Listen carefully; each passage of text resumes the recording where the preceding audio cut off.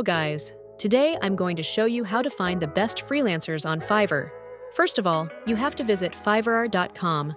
I've put a link in my description.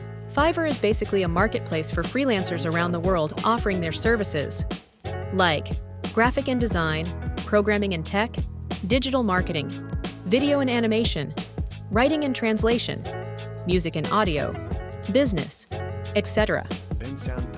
After seeing many freelancers offering their services in various fields, how do we look for the best? Okay, do a search in the search bar. For example, I will look for logo design services. Currently, we can see many freelancers offering logo design services at varying prices. How do we find the best? We move on to the seller details option and select the top-rated seller.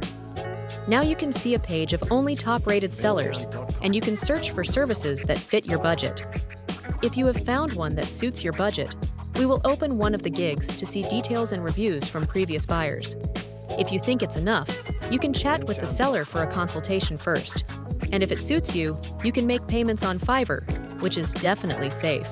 Well, that's also how to find the best freelancers in other services. Thank you for watching.